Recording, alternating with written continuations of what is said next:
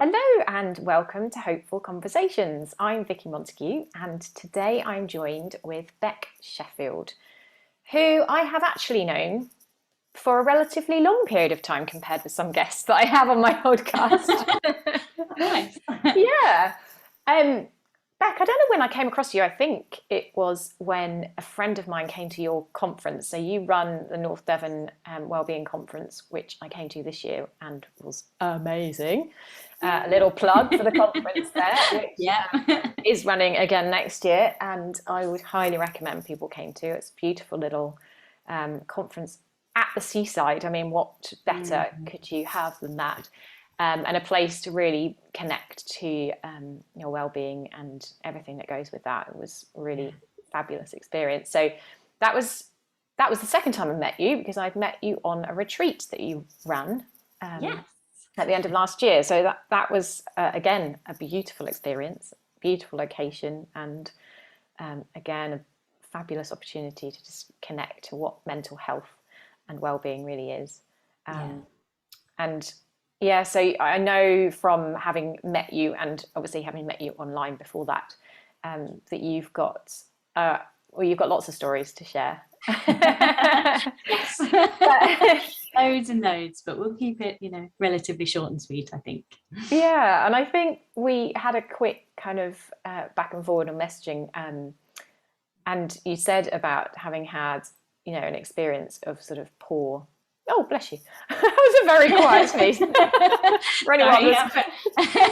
Just a little sneeze there, don't mind me. That was fantastically quiet. For anyone that's not watching this, they would have had no idea you sneezed.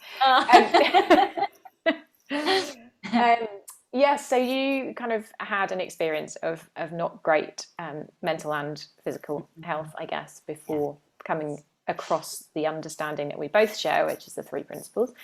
So I wonder, maybe you could share that with people, because I think that's probably got quite a lot of hope in it.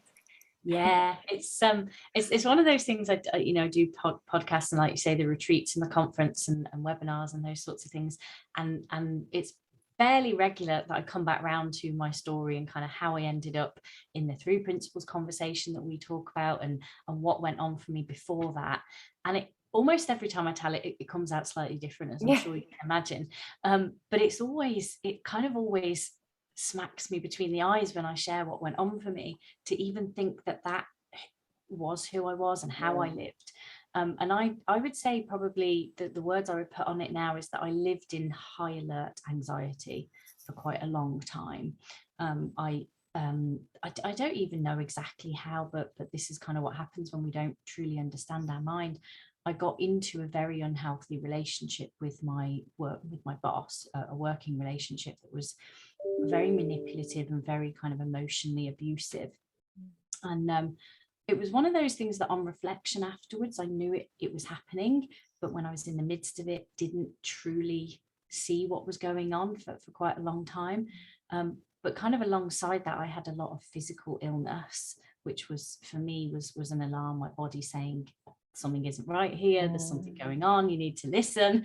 And I really see that's what happens for people when our emotions are on edge, when we're in that kind of state that I was, constantly on alert. I didn't sleep well, I didn't eat well.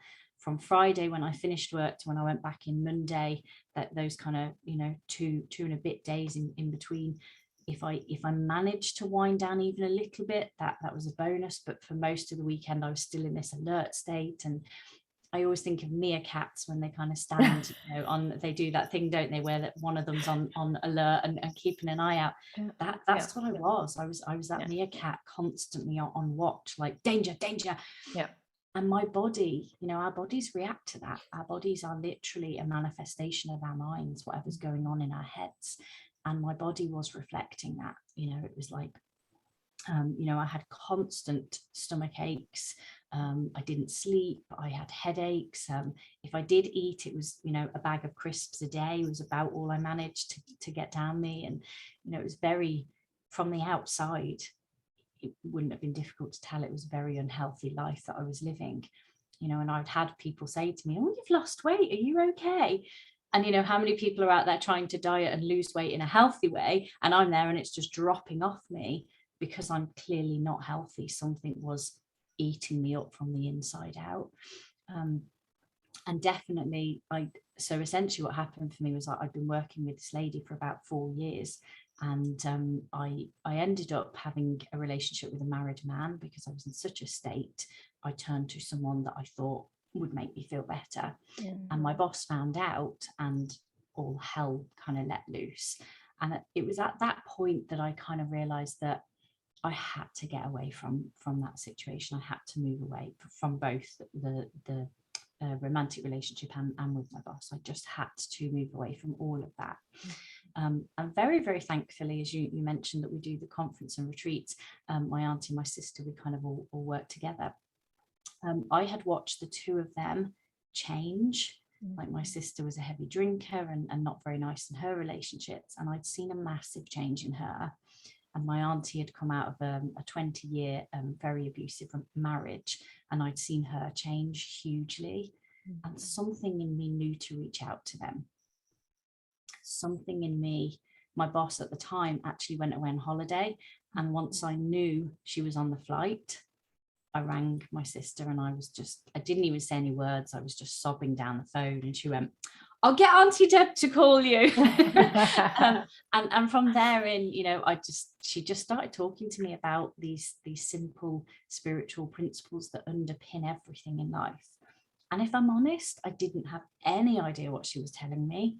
But what I knew is I went away feeling just a bit better every time we spoke. I felt a bit calmer, a bit quieter, a bit safer. And so I carried on having these conversations with her pretty much every week. And at the time, I lived in the Midlands, and my auntie lived in North Devon. So periodically I would come and visit her, and we'd have a whole weekend, and she would just talk at me. She would just say this stuff about thought and mind and consciousness. And I didn't really know what she was saying. I just knew that something in me felt a bit lighter. My stomach didn't churn as much. My head didn't pound as often. Something in my body just gently started to relax. And it was probably about 3 or 4 months in before I went, okay, so what are you actually telling me here? What are you this has all been very, very nice, but what are you telling me? And then we started to have some really profound conversations, because by then my body and my mind had settled enough that I could actually hear what she was pointing me to. I could actually go, right, what are you sharing with me, and what's helpful here? And that was 2014, so what's that, 8 years ago now. And kind of from then on, really, I really got to know the connection between my mind and body, this understanding that we refer to as the 3 principles that points to how life works through us from the inside out. And I can honestly say that my body has gotten healthier, my eating is better than it's ever been, my emotional experience is better and more stable. So I guess in summary, that's what it's been. So hit me up with some more questions. Yeah. I want to pick out from that. Well, I always like to kind of I guess come at it as if I'm a listener with no idea what you're talking about or what this podcast is all about. So, listening to that, I obviously understand what you're talking about. I understand the 3 principles, and I know exactly how powerful a conversation can be. I guess somebody listening who's fresh and new to this would be like, I'm sorry, how can a conversation change how you're feeling? Like, how does that actually work? What actually happened? What did you hear? What was your aunt telling you? What is this 3 principles thing? So yes.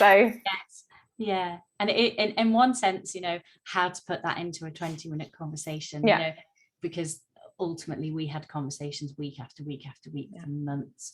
But that said, I actually had an email late last night from a lady, and one phrase in an email that I'd sent her has switched something for her, like a light bulb just coming on. So it's not, I will do my best to share what it is that I think is helpful in this. But my invitation is always keep coming back and looking again, because there is something so profound in here. But it is a challenge sometimes to put that into words. Absolutely. But for me, it's, I mean, the three principles, and it's probable that this has come up in podcasts of yours before, hopefully, but the three principles as kind of described and shared by Sydney Banks are mind, thought, and consciousness.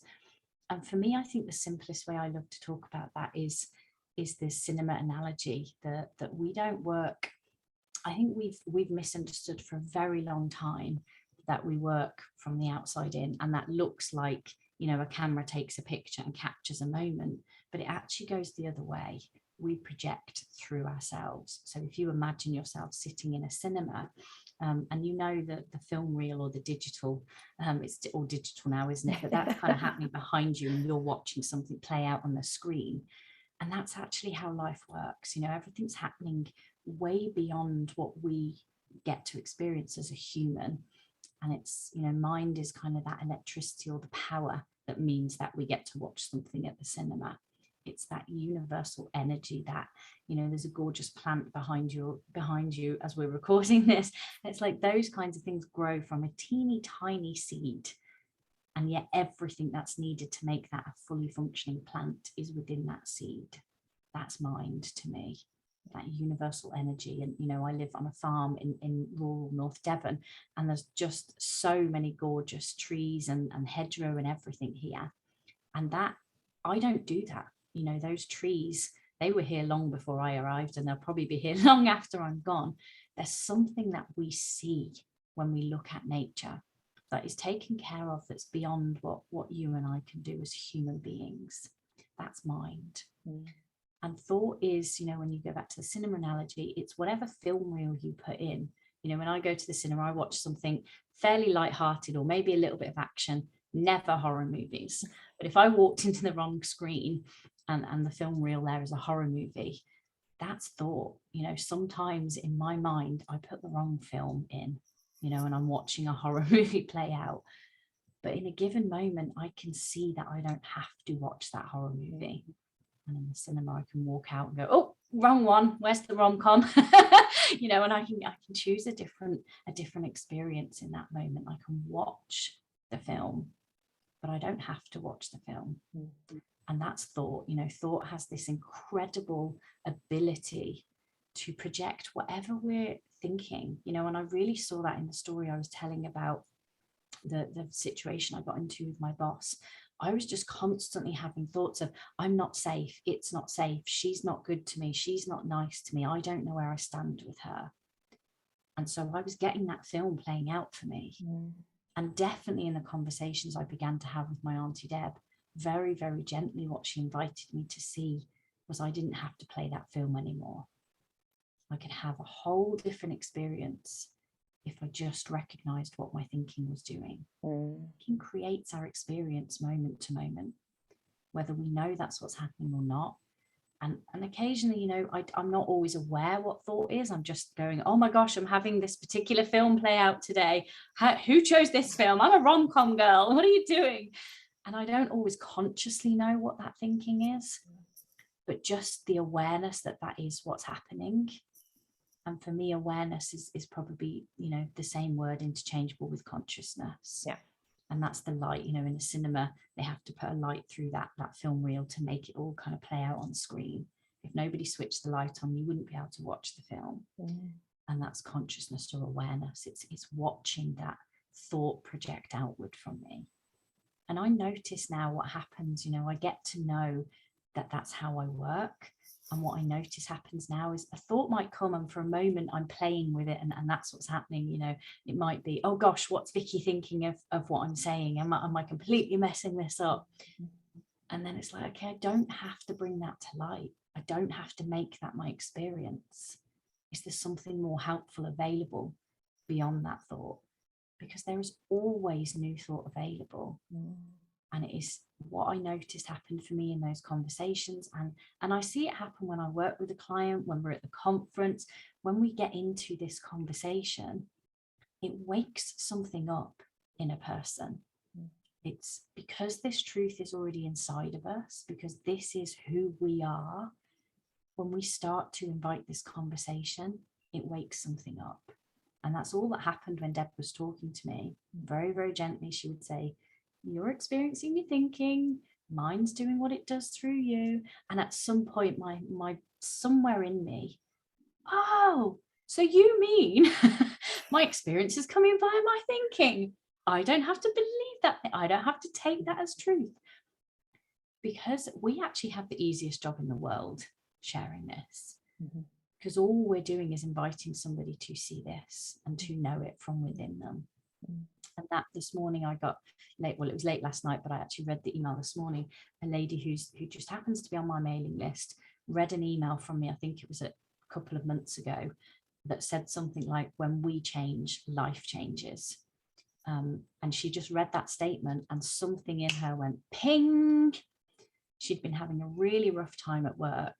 And all of a sudden, when she read that statement, oh, I can go into work and be nice for me, for my sake, for my sanity. And overnight, she's gone from feeling suicidal to going into work feeling happy and nice. And that, you know, it feels like that was me. Oh, I said that in that email, so she's changed. But what I see in that is that can only be her. Something in her, when she read those words, woke up to seeing the health in her. And she just spontaneously changed into someone that wants to go into work and be nice and look at the beauty in the world. And that's what, you know, like you said, when you kind of asked the question, can a conversation really completely change you in that way? Yeah, because what we're pointing to is an inbuilt truth in you, which makes my job fairly light and easy and fun. Absolutely.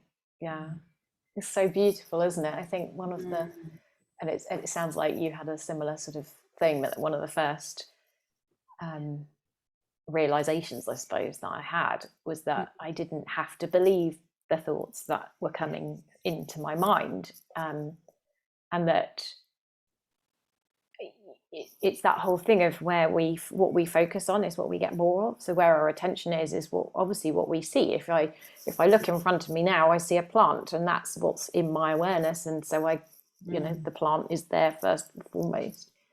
But that we can change, we can move where we put our attention, which is so powerful to know that there's thoughts that come through that are, we feel the discomfort of them, we feel the unhelpfulness of them, and that we don't have to focus our attention on them. And when we don't, they move on. And like you say, there's a billion, trillion, gazillion potential thoughts that we miss. I mean, I think I heard it said that we have something like 50,000 thoughts a day. It's a massive that come through our mind. And that literally blows my mind, because as far as I'm aware, I would probably tell you I had maybe 50, maybe not even that. So there's this huge potential when we come into this conversation to start to see some of those other ones, when we start to pay less attention to the ones that are familiar to us. And that is so cool, isn't it? It's just that. And then, like you said, our experience changes, how we behave in the world changes. Without a kind of doing, just from that understanding. And I love to use the analogy of, you know, before fishermen understood that we lived on a spherical world, they would go out so far into the sea and put their anchor down to stop them falling off the edge of the world. But of course, as soon as they understood that the world was a sphere and they knew they couldn't fall off it, they stopped doing that behavior. It just didn't make sense anymore. They didn't have to do anything. They didn't have to say affirmations or meditate for hours, or they didn't have to do anything at all. They just had a shift of understanding and their behavior changed. And that's what we're pointing at. And that's what's happened to you and me and all the people that we work with. And like you say, it's such a joy to be in that, to just point people to the truth of what's going on. And it is, like, for me, definitely, I would say that the two biggest areas of my life that have massively changed, that if you'd have asked me 8.5 years ago, is there any hope here? It would have been like, no, this is the best it can get and this is pretty shit. The two biggest places for me are relationships and my physical health. Yeah. Like I was always poorly. There was always something physical going on. Like I had my friends and my family, and I belonged to a church community at the time, constantly saying, you know, giving me advice, eat more vegetables, take more exercise. And while, you know, I'm not saying don't eat more vegetables or don't take exercise, what I recognize now is that all the vegetables in the world weren't going to help me because my head was such a mess. And now it's like I naturally eat vegetables. Like I for me personally, I do something called intuitive eating. Like I know what my wisdom is inviting me to eat and when to stop eating, and you know, when it's appropriate to have a nice cake or when it's appropriate to say no to the cake. Like all that is very intuitive for me now, and my body is 95% of the time extremely healthy. And that's not to say I don't get poorly, I absolutely do. But my relationship to that illness and that time when I need to rest and let my body heal is an entirely different experience. And it's very natural. And I trust my body, like instinctively trust my body to heal. If I'm poorly, I trust that my body just needs some time out. That's all that's going on there. And I give it that and I honor that. And it's such a different experience that there's no world 8.5 years ago where I could have lived the way that I do now, because there was so much missing understanding. And like you're saying, there's so many examples like that, isn't there, where you kind of, one of the examples I love, my partner was telling me a story about a man that had been out at the space station for a very, very long time. And when he came back to Earth, people were interviewing him and they're getting him to tell stories about what it was like in space. And he was eating his lunch and he started to answer a question. So he stopped, eating his food and he let his fork go. Like he was eating his lunch and he just let his fork go. And obviously his fork just dropped to the floor. And for a minute he was like, oh, because he was so used to living in a place where you can just let your cutlery go. Yeah. And he'd just entirely forgotten how gravity works. And to me, that's the same thing here. It's like most of the time we live as though the world works outside in, and we have just entirely forgotten. And very much what we do is remind you, if you let your fork go, it's going to drop to the floor. That's what we're talking about here, because you're now on planet Earth. And that's the same here. It's like actually just remembering and understanding how we work. We don't need to drop our anchor when we're a little way out to sea, because there's no planet to fall off here. That's not how it works. We do need to put our cutlery down on the table, because otherwise it's going to drop to the floor. And those things, in some ways, there's no major consequences. You've just got a clean fork, it's fine. But when we're talking about how we live our lives and the mess I got into, I mean, I can't even put into words the mess that was going on around me. And I see now that was all created through me and the really big misunderstanding that I had. And those things just don't happen now. I have an absolutely gorgeous relationship with my partner. We have so much fun. It's so easy and lighthearted. And when big stuff comes, which it does sometimes, there's just a real grace to how we turn up together with those things, because I understand how my experience is happening and I understand how his experience is happening. And to be able to bring that into a relationship is it's mind-blowingly simple. And I can't tell you, I mean, we've had an on-off relationship, but we have known each other for 20 years.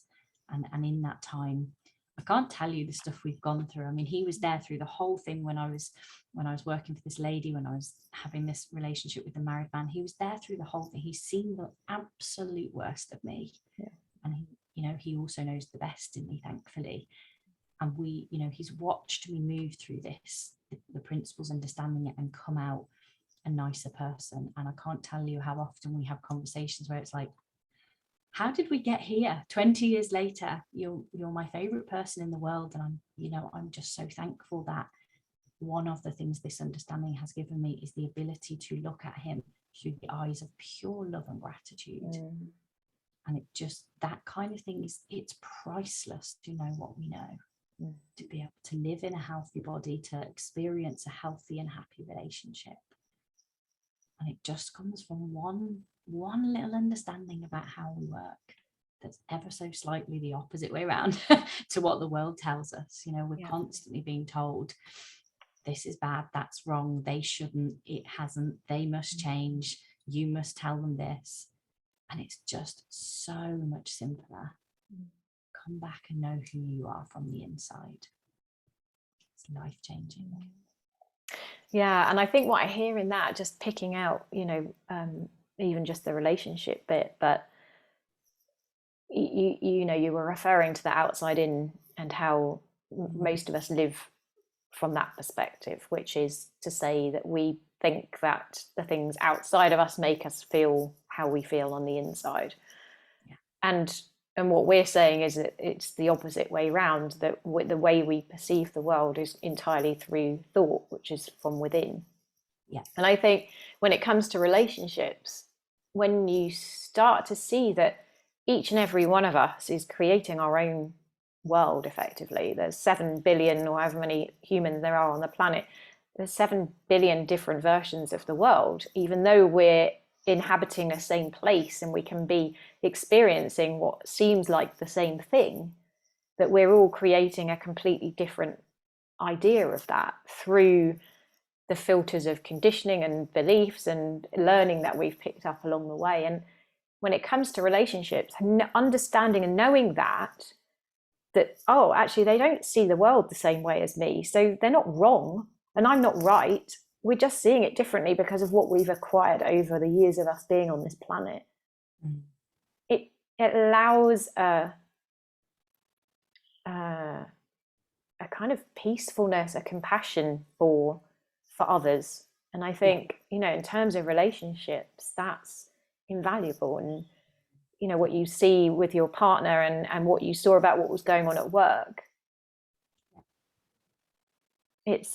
rather than having to change that person because they don't behave the way you want them to, or rather than having to get another job because this one's too stressful, it means that we don't have to run away from things, that we just see things in a different way.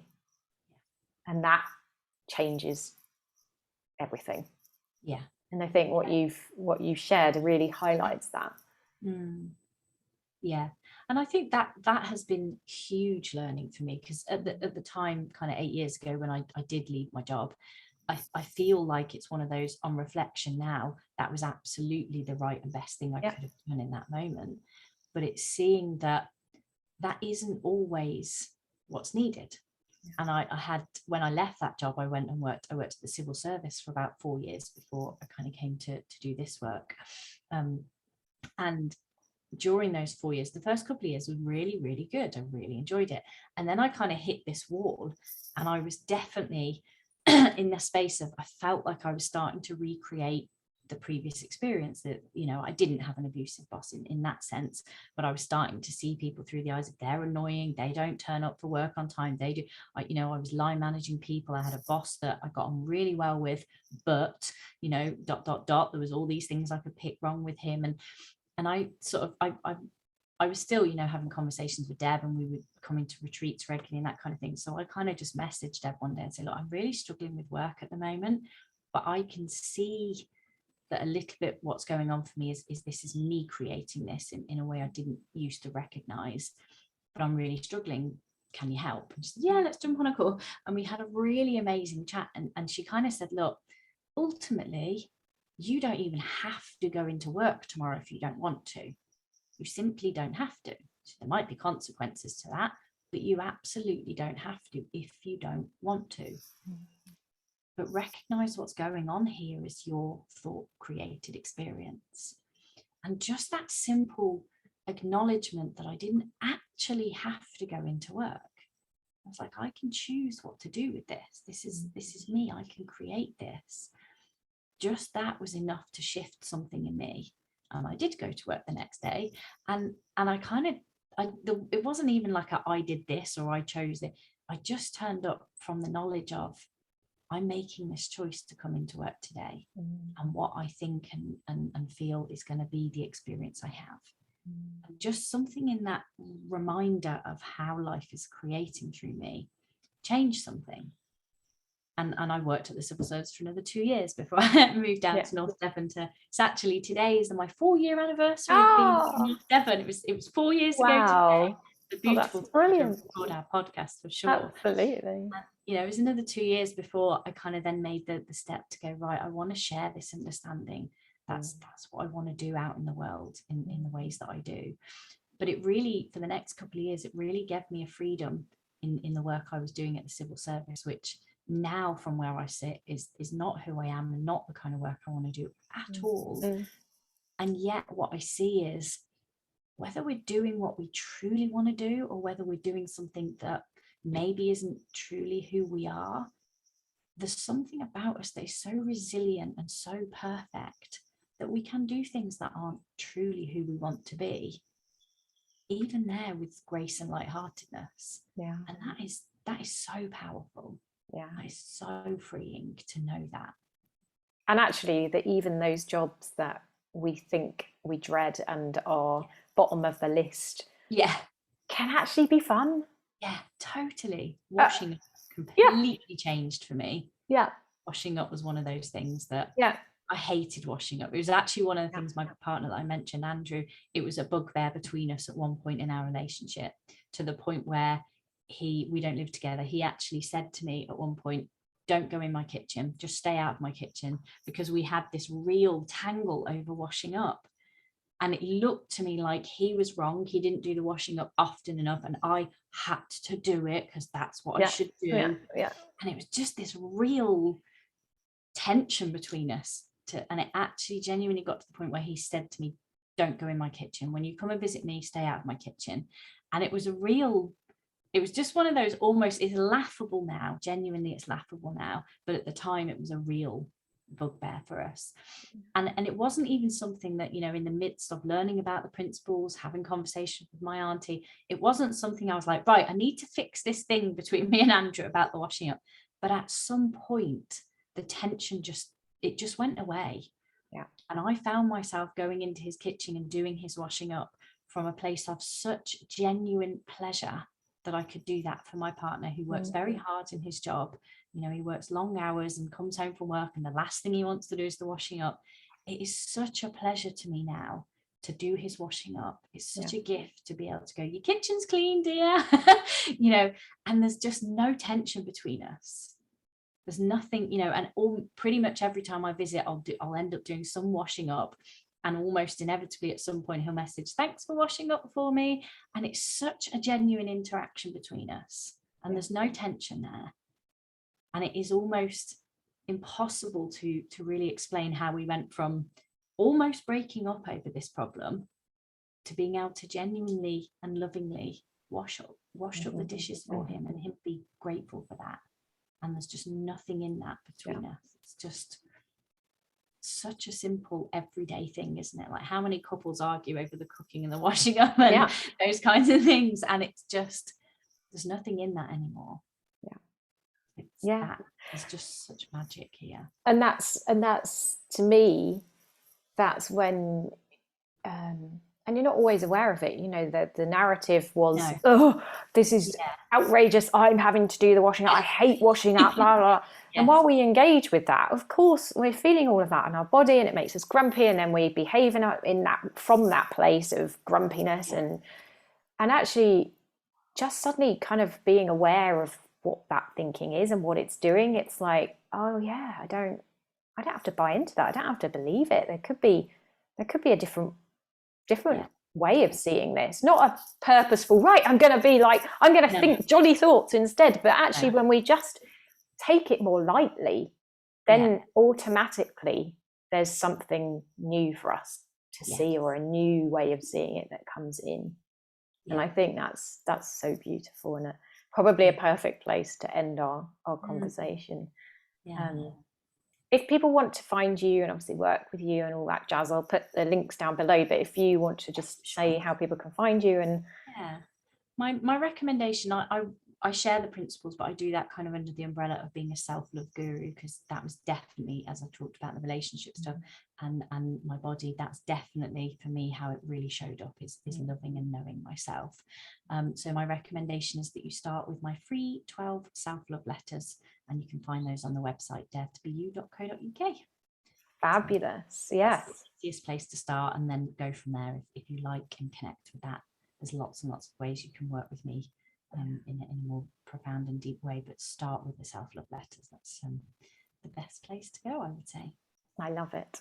And you mentioned your sister, who has also done a podcast with me, and that's Lucy Sheffield, talking about her alcohol dependence. So if you enjoyed this podcast, then do go and check that one out, because that was fabulous as well. And it's been a real pleasure having you on, and I hope to catch you very soon. Yeah, no doubt. Thank you. Thanks ever so much, Vicky. Thanks, Bec. Take Bye. care.